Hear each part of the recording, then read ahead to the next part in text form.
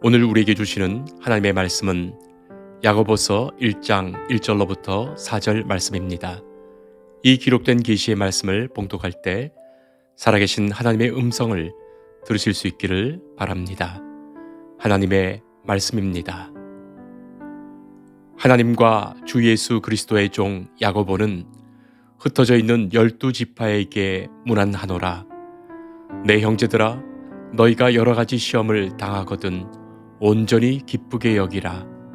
이는 너희 믿음의 시련이 인내를 만들어내는 줄 너희가 알미라. 인내를 온전히 이루라. 이는 너희로 온전하고 구비하여 조금도 부족함이 없게 하려 함이라. 아멘. 주 안에서 사랑과 평강을 여러분들에게 전합니다. 장석주 시인의 대추 한알이라는 시가 있습니다. 적에 저절로 붉어질 리는 없다. 저 안에 태풍 몇 개, 저 안에 천둥 몇 개, 저 안에 번개 몇 개가 들어서서 붉게 익히는 것일 게다. 적에 저 혼자 둥그러질 리는 없다. 저 안에 무설이 내리는 몇 밤, 저 안에 땡볕 한 달, 저 안에 초승달 몇 날이 들어서서 둥글게 만드는 것일 게다. 대추야, 너는 세상과 통하였구나. 성도 여러분, 대추 한 알도 수많은 시련과 어려움의 날들을 인내로 지나야 만들어지는데 성도의 삶에 어찌 수많은 사건과 고난이 없겠습니까? 그것들을 견디고 지내야 하는 그 인내의 시간이 왜 없겠습니까? 그런 일이 없으면 사람이 철들지 못합니다. 나잇값 하지 못합니다. 철든다는 말은 참으로 깊은 뜻이 들어있지요. 세월이 가면서 봄, 여름, 가을, 겨울의 계절을 따라서 제철, 제시간에 그 물든 자연을 생각해 보세요. 마치 배추를 소금에 절이면 소금기가 배추에 배어 숨이 죽듯이 계절이 온전히 다 배어들어서 그 계절과 어울리는 싹을 틔우고 꽃을 피우고 향기 내고 푸름이 더해가고 열매 맺고 나뭇잎을 떨구는 것. 그래서 그 계절과 그 세월이 되는 것. 바로 그것이 철드는 것입니다. 철이 든다는 것은 단순히 자기만 혼자서 따로 철드는 것이 아닙니다. 그 계절에 따라 그 변화에 따라 주변의 모든 것과 공감하면서 자연스럽고 아름답게 어울릴 수 있다는 것을 말합니다. 곧 내 감정과 내 이야기만 많이 하는 것이 아니라 다른 사람의 감정을 이해하고 그들의 이야기를 많이 들을 수 있는 그 공감이 생긴 그것입니다. 오늘 우리는 야고보서 말씀을 읽었습니다. 이 성경에 나오는 야고보라는 인물은 예수님의 친동생 야고보입니다. 예수님의 친동생이었으니 어렸을 때부터 예수님을 잘 보았고 잘 알고 있습니다.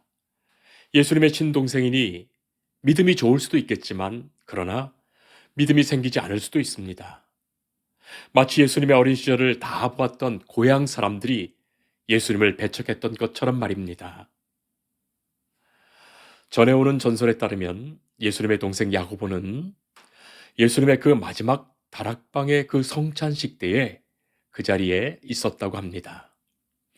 예수님께서 떡과 포도주를 나눠주시면서 내 살이요, 내 피요, 당신의 죽음을 예고하셨을 때 슬그머니 이 동생 야고보가 그 자리에서 나가버렸답니다. 야고보는 쉽게 믿음을 가질 수 없었을 것입니다. 형님이 하는 말씀이 어떤 말은 인간적으로 그런 것 같기도 하고 또 어떤 말은 인간적으로 지나치다 싶었을 것입니다. 고린도전서 15장 4절 이하를 보면 사도 바울이 예수님의 부활을 목격한 증인들을 쭉 나열합니다. 7절에 이렇게 증언하지요. 그 후에 야고보에게 보이셨으며 그 후에 모든 사도에게와 맨 나중에 만삭되지 못하여 난 자 같은 내게도 보이셨느니라. 예수님이 부활하셔서 만나신 그 기록 중에 야고보에게 보이시고 분명히 언급합니다. 많은 사람들에게 보이셨는데 이 야고보의 이름을 단독으로 거론하지요. 전설은 계속됩니다. 예수님이 부활하신 후에 그때 예수님이 떡과 포도주를 들고 동생 야고보를 만나십니다. 야고보야, 이제는 받아서 먹으라 하시며 그 떡과 포도주를 주셨다는 이야기입니다. 주는 어찌하여 나를 이렇게 사랑하시는가? 그 떡과 포도주를 받아 먹고 예수님의 동생에서 이제 참 제자가 됩니다. 인간적인 형님에서 나의 주님으로 바뀌는 바로 그 위대한 순간이었습니다. 예수님을 위하여 충성을 다합니다. 주님의 모든 말씀을 가장 소중한 마음으로 따릅니다. 바로 이 동생 야고보가 예루살렘 교회 일대 담임 목사님이 되는 거예요. 예루살렘 교회에서 30여 년간을 봉사하고 주의 복음을 증거하면서 교회를 지키면서 마침내 예수님의 이름을 위하여 순교하게 되지요. 자, 오늘 주신 말씀 1절 보면 하나님과 주 예수 그리스도의 종 야고보, 그렇게 자신을 소개합니다. 여기에는 예수님의 친동생이었다는 말도 없고 사도가 되었다는 말도 없습니다. 자신을 단지 종이라고 소개합니다. 종은 오직 주인의 뜻에 순종할 뿐이지요. 복종할 뿐입니다. 주인이 명할 때까지 기다릴 뿐입니다. 성도 여러분, 우리가 다 예수님의 종된 거예요. 예루살렘 교회의 감독으로 담임 목사님으로 목회하는 그 교회 기둥과 같은 야고보가 전하는 이 편지의 첫 내용이 바로 이것이지요. 내 형제들아, 너희가 여러 가지 시험을 당하거든 온전히 기쁘게 여기라. 너희 믿음의 시련이 인내를 만들어내는 줄 너희가 알미라. 이 얼마나 귀하고도 소중한 고백의 말씀입니까? 예수님을 향하여 순종하며 복종하며 오직 복음의 일꾼으로 살았던 야고보의 생애가 바로 이 한 말씀 안에 다 녹아 있습니다. 야고보는 오직 인내하며 모든 시험을 기쁘게 감당하며 이겨냈던 거예요. 성도 여러분, 생각해 보세요. 야고보가 예수님의 동생이었으니까 얼마나 많은 시기와 질투가 있었겠습니까? 더구나 예수님의 동생이었으니 뭐든지 예수님과 비교당하면서 예수님이라면 저렇게 하셨겠는가 하는 그런 말을, 그런 소리를 얼마나 많이 들었겠습니까? 동생이라고 얼마나 뒷말을 많이 들었겠습니까? 자, 그리고 그 많은 박해를 받았던 예루살렘 교회가 아니었습니까? 예루살렘 교회 감독이었으니 얼마나 유대 당국자들로부터 모진 회유와 시험과 핍박이 많았겠습니까?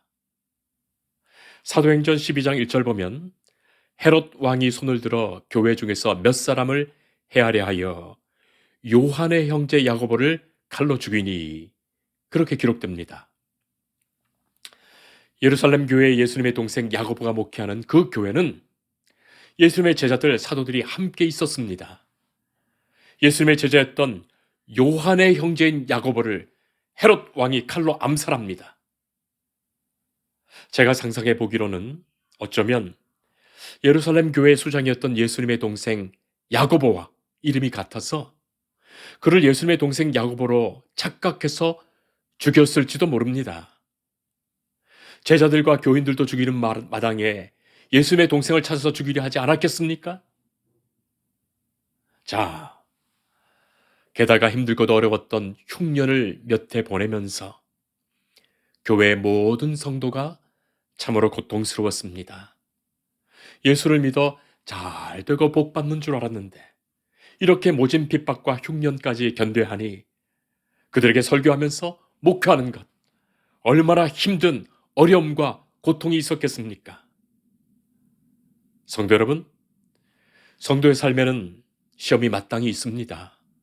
예수님도 마귀의 시험을 받으셨는데, 그리고 십자가를 지시기까지 하셨는데, 우리 주님 예수님을 따르고 영적으로 믿음으로 살려는 주의 백성들에게 어찌 시험 없겠습니까?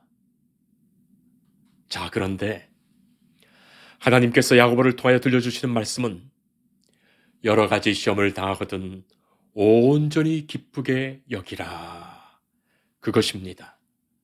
올 것이 드디어 왔구나 생각하고 내가 믿음의 사람으로 더 든든히 세워지는구나 그렇게 여기고, 하나님이 나를 사랑하셔서 마귀가 질투한다, 오히려 기쁘게 여길 수 있어야 하겠습니다.